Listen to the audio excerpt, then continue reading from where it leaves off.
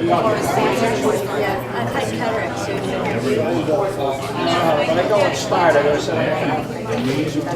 Good evening. Welcome once again to our annual Meet the Candidates Night. Let us begin this evening by honoring our country with the Pledge of Allegiance. If we could, please stand. I pledge allegiance to the flag of the United States of America and to the republic for which it stands, one nation, under God, indivisible, with liberty and justice for all. Thank you. It was brought to my attention we have competition tonight. They have a class of 2017's got a meat raffle going at the Legion in Baldwinville, so thank you for your attendance. Each candidate has received a personal invitation to participate in tonight's event. I encourage each candidate to make a presentation even if he or she were running unopposed, which in this election we have an abundance of unopposed positions.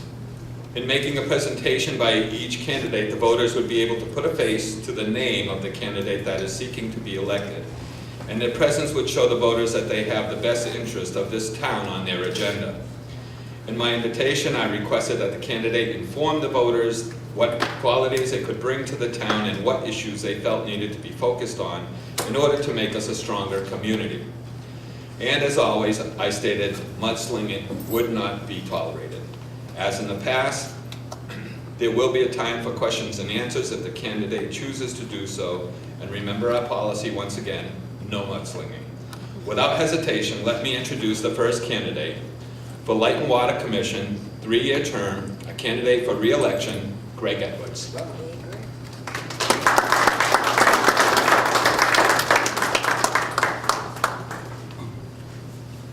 Hi, good evening everybody. As I was introduced, I am Greg Edwards, and I am a candidate for re-election. And I guess if I'm going first, I can get home and watch the Celtics or everybody else. I will stay to the end, regardless.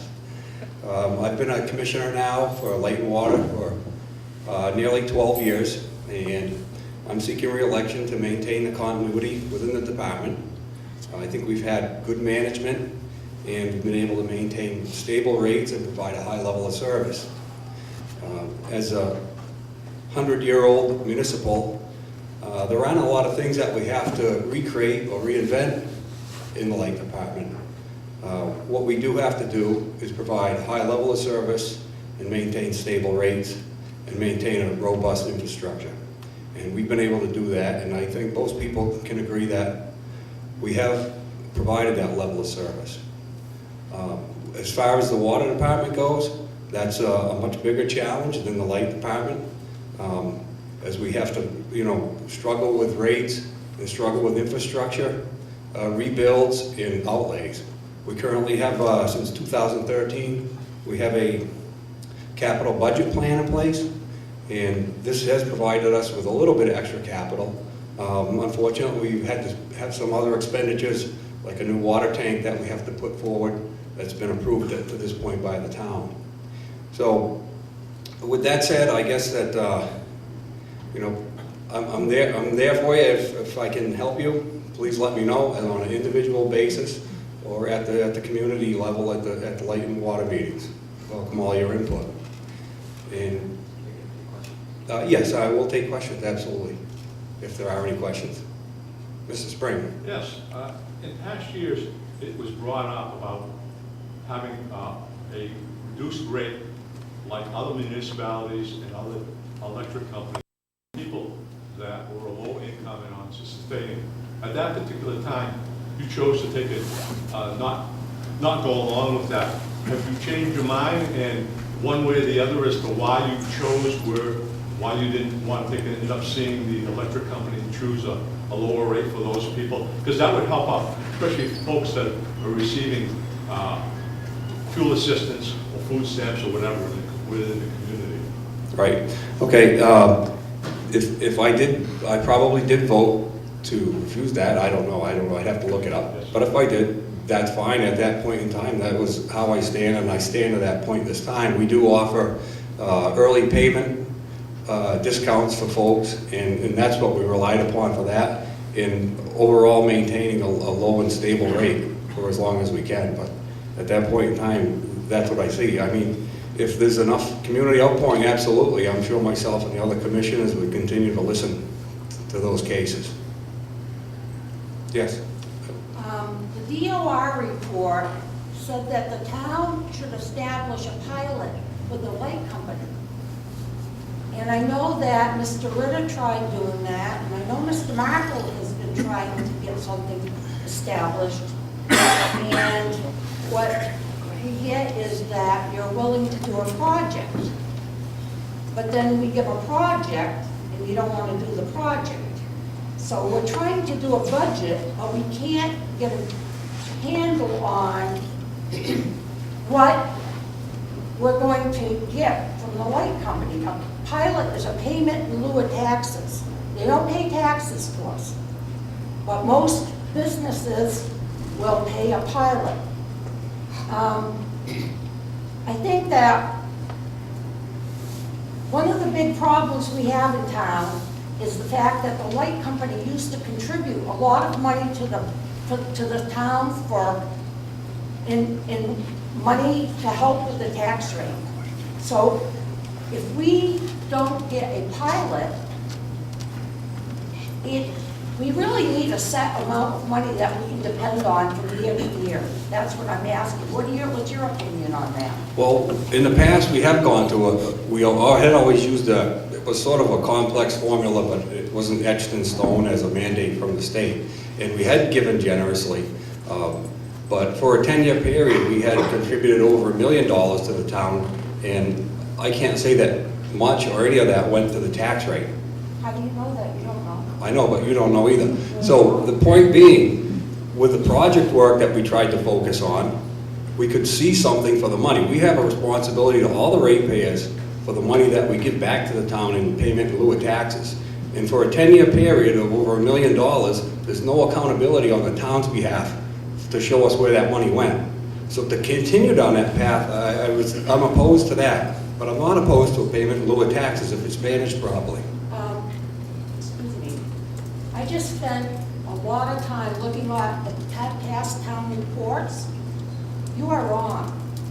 Because in any town report, it will say that the light company gave $200,000, $100,000, $50,000, $60,000 to reduce the tax rate.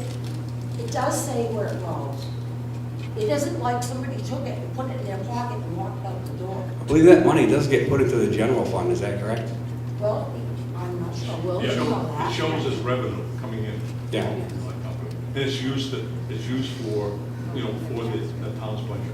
Yeah, for the town's budget, but specific uses of it, I mean, I don't think we can find those citations possibly. If I I don't have. get a bill from the oil man, I don't ask him where he's gonna put my money. Beverly, let's give someone else a turn. Okay.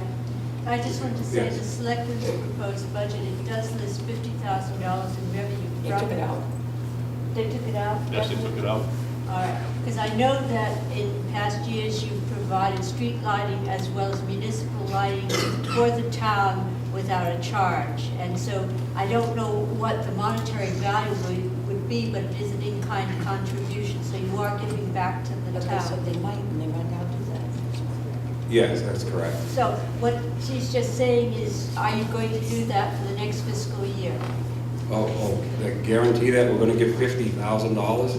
Well, Is that what it you're had asking? initially, now I gather it's been taken out, but initially in the revenue section from the selectmen's budget, it had said that $50,000 would be coming from the water and light. But I understood that was an in-kind contribution rather than a monetary contribution. So what I'm wondering is that equivalent to the street lighting and the municipal lighting that you have been provided now for several years? No, that would be in addition to that, if I'm Okay. answering you correctly.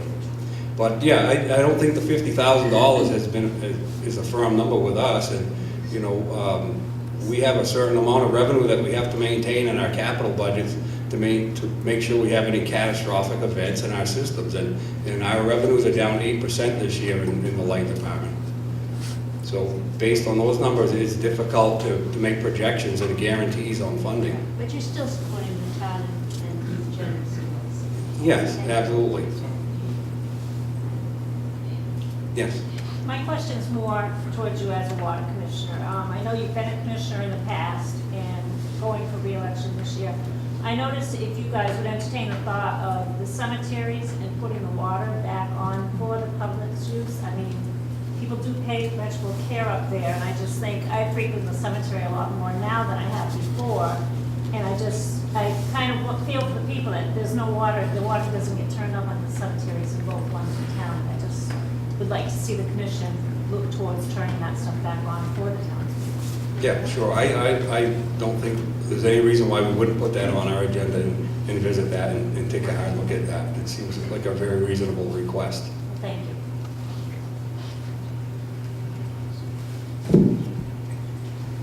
Thanks, Eric. Okay, thank you very much.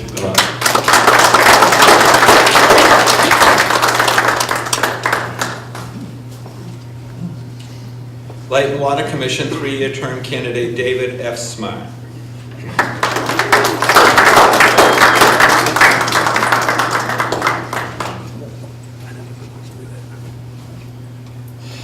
Welcome to Candidates Night. Thank you, Mr. and Mrs. Royer, for hosting this event. For years, Tom and Luann have provided us this vital resource to get to know who the candidates are, ask questions, and be able to make better choice. My name is David Smart. I live with my wife, Judy, of 37 years on South Main Street in East Templeton. We both have lived here all of our adult lives. We have raised 4 children and now have 9 grandchildren, soon to be 10. We have been a customer of the municipal light department plant since we graduated in Narragansett 39 years ago. I have served you as a Templeton Highway truck driver, equipment operator, laborer, assistant mechanic for the past 5 years. I like what I do and look out for the town's best interests for Templeton's taxes. Like many of you, I've paid in my fair share of taxes over the years. I'm chairman of the Templeton Insurance Advisory Committee and also a zoning board of appeals member. I have electrical knowledge, basic electrical and advanced oscilloscope training for diagnostics. I use this knowledge for you now to repair the fleet of vehicles the town owns. I am a graduate of the Enterprise Center for Business. I started and have run my own repair shop since my graduation. I have a vast amount of training with Standard Motor Products.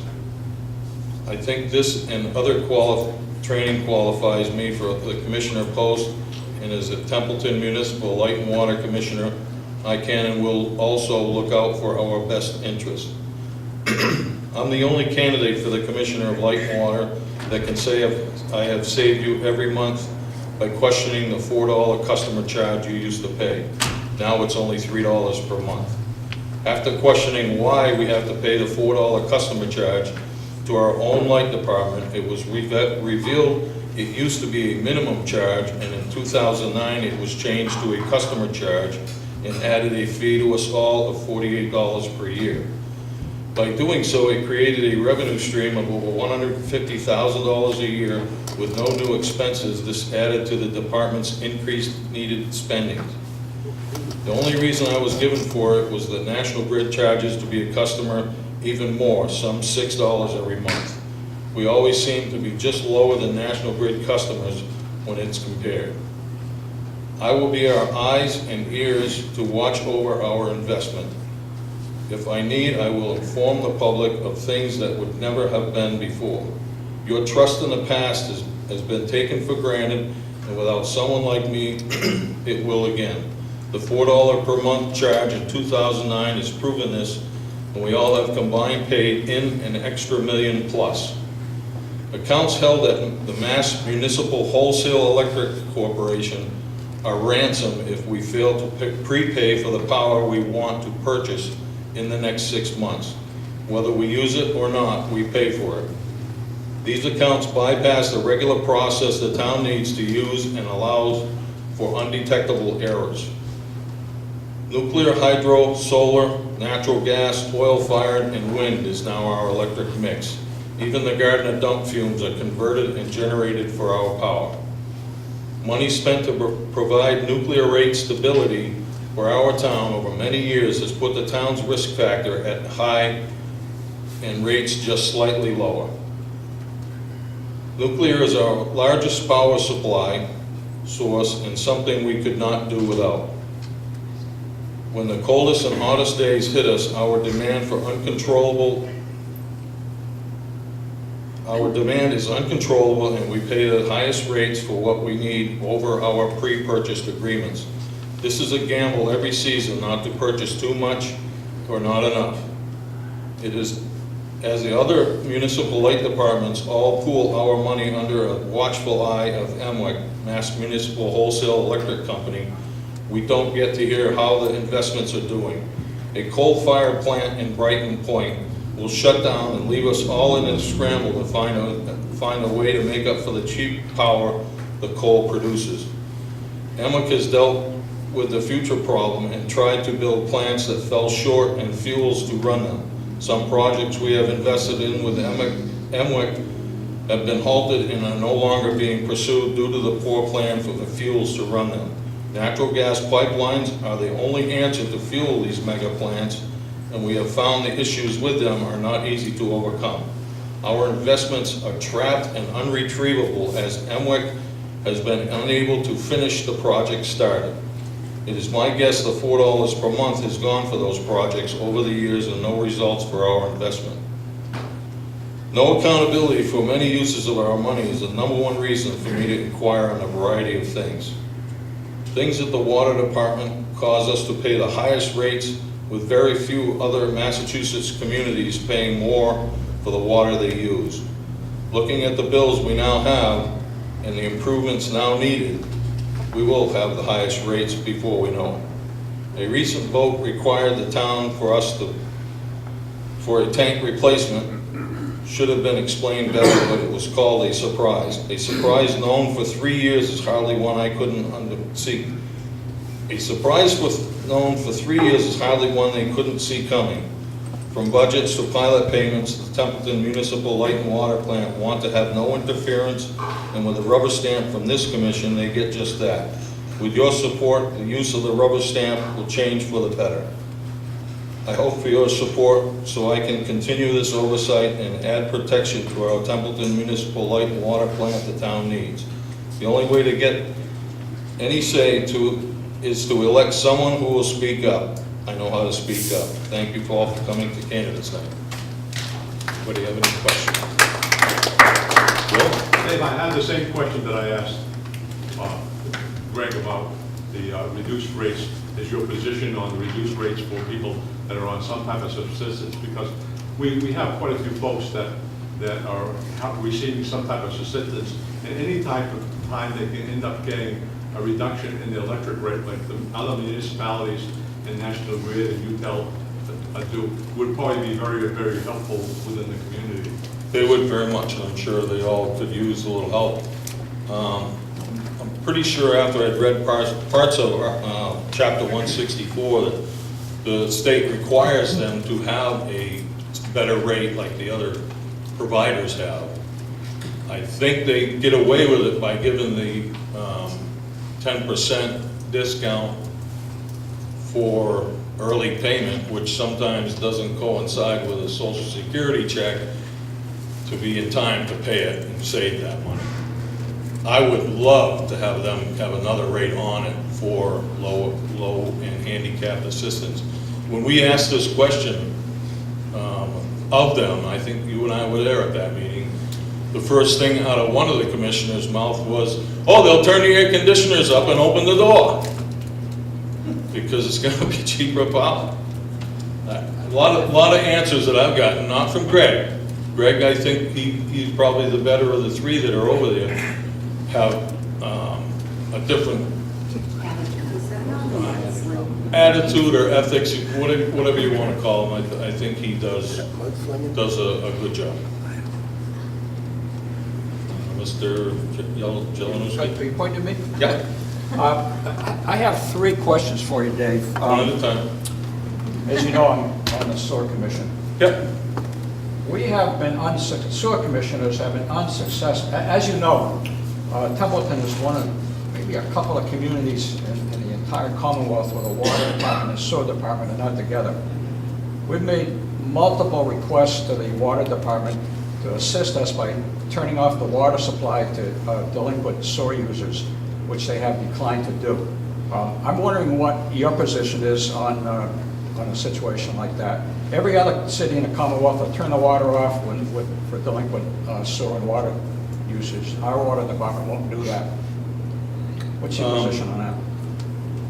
I would have to look at it.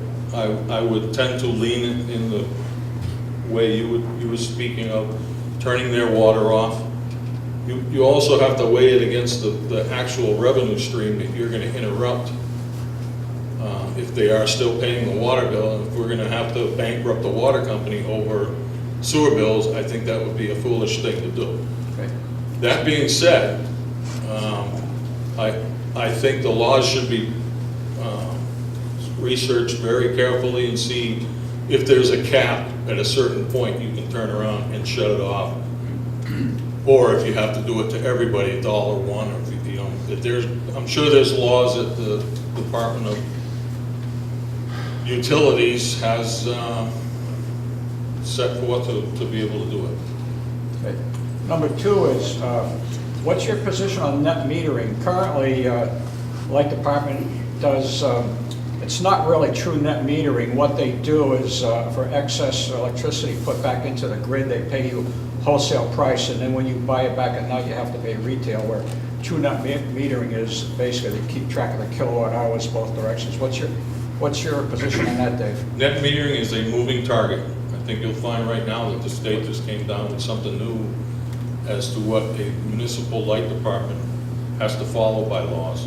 I think if you read, there's something that just came down, I got it stuck in my memory completely, but they have met their goal for large investors like on Farnsworth. You won't see many more of You those. didn't understand my question.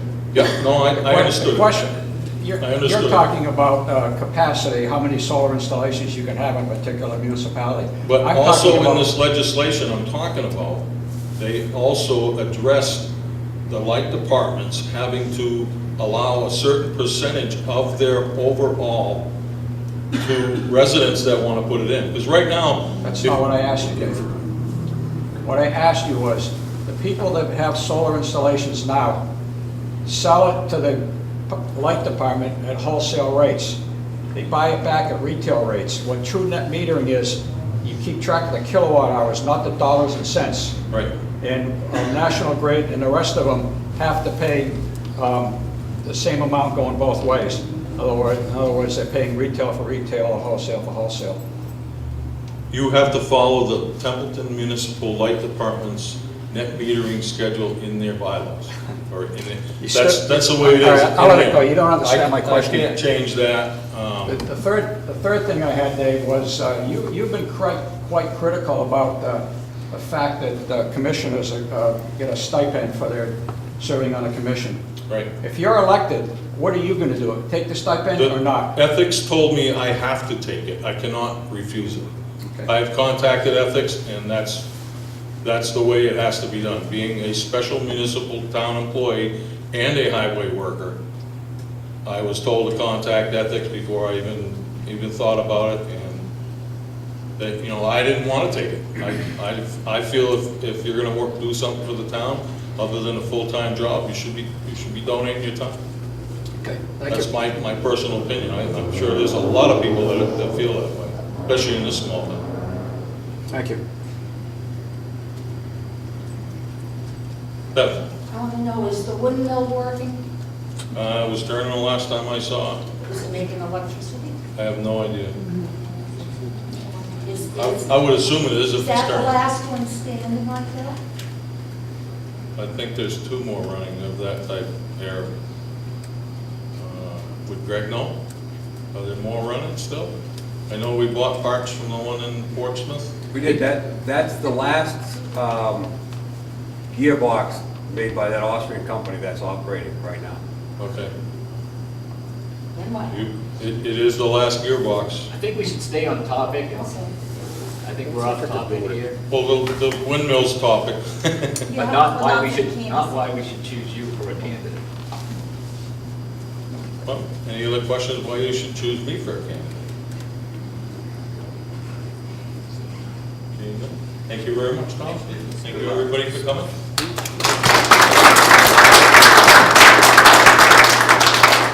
All right, Board of Assessors, 3-year term, candidate for re-election, Brad Latonin.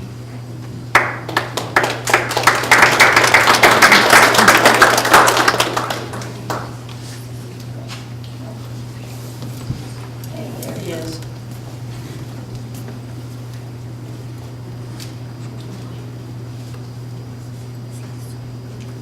Thank you, Tom, for the invitation. I'm running unopposed, which probably brings up the question, what the hell are you doing here? Last time I got 4 more votes than Mickey Mouse as a write-in. Running as a repeat person, I think that I'm going to bring a little bit more knowledge to the job. To answer the question real quick as to why it's unopposed, anybody that wants to run as a, quote, politician, unquote, you can't help your friends and you can't screw your enemies. Why would you want to run? Okay, it's very simple. It's a thankless job. It's a job that every town needs. If you think that the people on the board and our deputy assessor have anything to do with your tax rate, they don't. It's all governed by the DOR. If you've ever tried to answer or to argue with DOR, you'll know what we're up against. If you have any questions at any time about your tax rate, all you have to do is stop by the office. We have what we call cards. We can show you exactly how we look at your property and find out, you know, what it is that's there. It's put into a computer, and whatever answer comes out, that's it. I would like to mention to you, if you're going to take something down, let somebody know that you took it down and don't pay taxes on it for the next 10 years. John Brooks and I knocked on 2,500 doors in the last couple of years.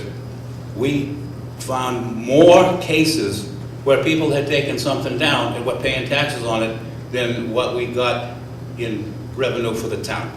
So do yourself a favor, and if you have any questions, you know, don't hesitate to stop.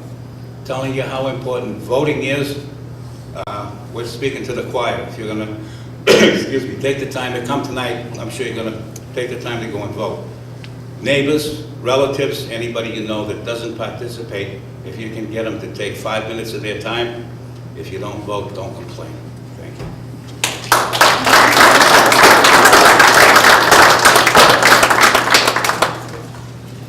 Okay, moving on. Board of Health, 3-year term, candidate for re-election, Elizabeth J. Crocker.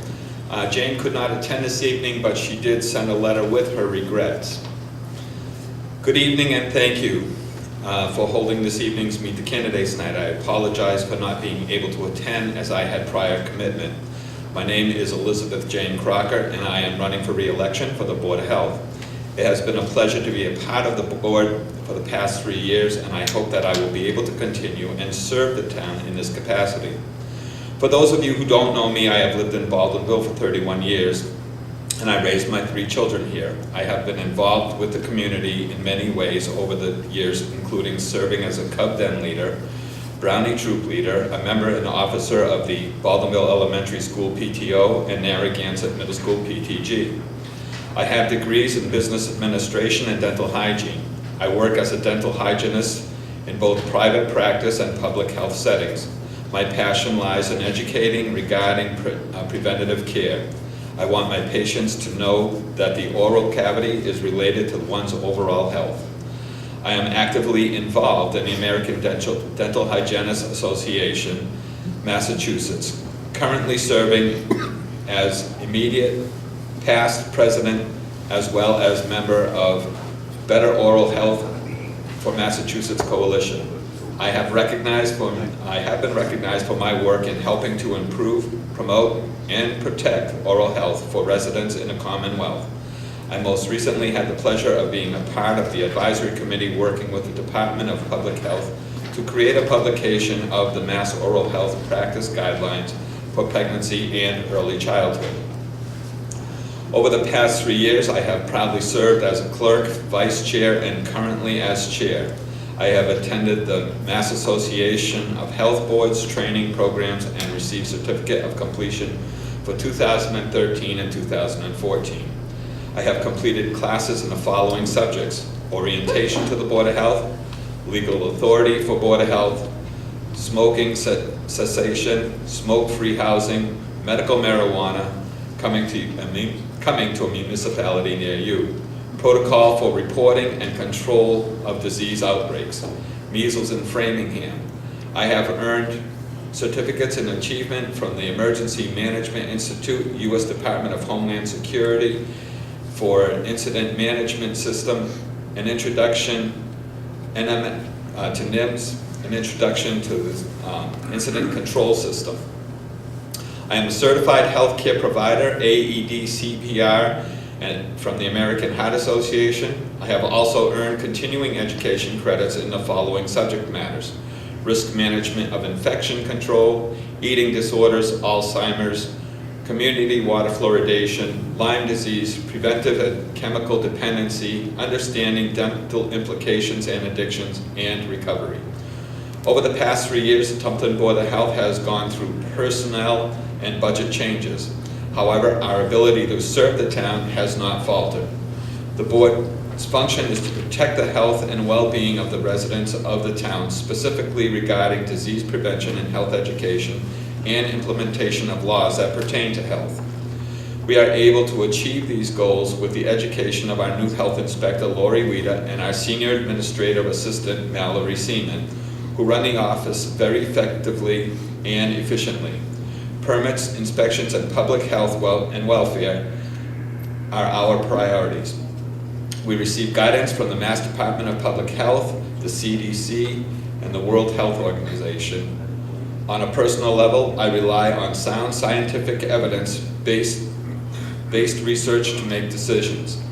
We continue to be members of the Massachusetts Region 2 Public Health Emergency Preparedness Coalition, as well as the Montechusett Public Health Network. Our involvement allows us eligibility to receive grants for the betterment of Templeton. Most recently, a grant was secured to fix the monitoring well at our landfill. The board has reestablished a bulky waste day, revised tobacco regulations to include regulations for e-cigarettes. We have received grants to provide the town with sharps collection kiosk and a drop-off site for unused prescriptions. We will be conducting a drug take-back day on April 30th. We have worked with the Agricultural Commission in regards with barn inspections and the Cemetery Department to mow the landfill cap twice a year, which will save the town money. Another exciting endeavor is the Abandoned Housing Initiative, working with the Attorney General's office to turn abandoned properties around and bring them up to code. It has been truly a rewarding experience to serve as an elected official on the Templeton Board of Health, and I hope that you will once again put your trust in me to serve you. Again, I apologize for not being able to attend. Your time is appreciated. In closing, I ask that you please vote for Elizabeth Crocker, Board of Health. Thank you.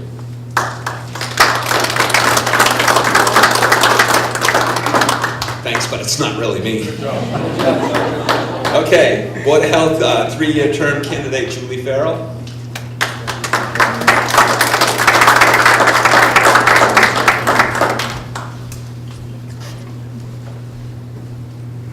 Hello, I'm Julie Farrell. I live at 24 Myrtle Street in Baldwinville. My husband and I have 3 children who've all graduated from Narragansett. By training, my education, I have a bachelor's in education and a master's degree in library science. I currently work in Charlton at Bay Path Regional Vocational Technical School as the librarian in the Media Center. I'd like to thank Tommy and Luann for hosting this, and I'd also like to thank all of you for attending and taking time out of your busy days to come to this event. I think it's very important. As we heard from Jane's speech, that members of the Board of Health are responsible for a very wide gamut of services, activities, and responsibilities. They cover Title V, septic tanks, Lyme disease, flu shots, trash collection, blood pressure clinics. The Abandoned Homes Initiative is a major initiative. They also deal with hoarding issues. There are a number of residents in our town who have issues with hoarding. That's a lot of territory to cover, and it's territory that's covered with meager financial resources. Over the years, we've had to cut the Board of Health budget. We've had to cut hours as we've had to cut hours. throughout the town. In my opinion, the most important responsibility of the Board of Health, the one that impacts the day-to-day health and well-being of our residents, our students in our schools, our residents with medical conditions, is our water supply and our water quality. One issue with our water supply is water fluoridation. The issue of water fluoridation was brought to my attention by my husband. Thank you. After I did my own research into the health effects of water fluoridation, I kept looking for any newer and recent studies that fluoride was indeed safe and effective, as has been touted year after year. I have yet to find one credible study that proves that water fluoridation is not harmful to human health. So my opinion has changed on water fluoridation. I used to support water fluoridation, but now I believe that water fluoridation is harmful to human health. The other major issue, and I believe that this is a major issue, impacting our public water supply is the landfill. The Board of Health is responsible for site assignments of landfills. Over 10 years ago, Templeton faced the very real possibility of hosting the largest landfill on the East Coast. Only the efforts of a volunteer group of citizens, Templeton Citizens Against the Dump, was Templeton able to escape that fate. Templeton's unlined, capped landfill needs attention so that history does not repeat itself. In other parts of the Commonwealth, Casella and other large waste companies are at capacity and looking to site new landfills. I believe there will be another attempt to site a landfill in Templeton. I am against this. Casella and companies like Casella look for small towns that are struggling financially, like Templeton. Towns that are desperate for an infusion of cash. In my opinion, the short-term cash infusions will never outweigh the horrendous health impacts and water quality issues caused by landfills leaking toxins into the water supply. Once contaminated, that water supply will never be restored. It's gone forever. In closing, I would like to thank you again for coming tonight, and please vote on May 2nd, and I would appreciate your vote for Board of Health.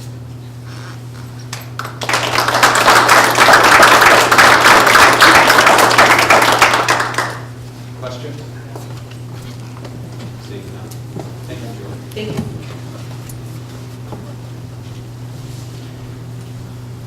All right, next up, Board of Selectmen have two positions available. Board of Selectmen, 3-year term, candidate for re-election, Douglas E. Morrison.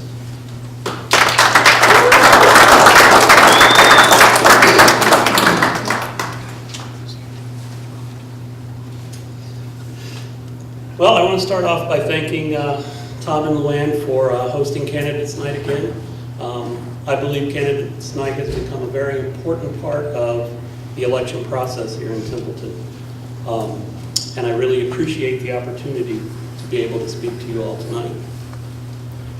Many of you already know me, but for those that don't, my wife and I, we've lived in Templeton for 15 years, and I've worked in the information technology field for 37 years in the manufacturing industry. When I was elected 3 years ago, Templeton was in crisis. Today, however, we're in much better shape, but we're not completely out of the woods.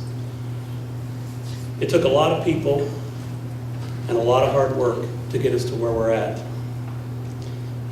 During my first term, the board had to make some really difficult decisions to avert the financial deficit. We've taken steps to contain costs by consolidating some departments.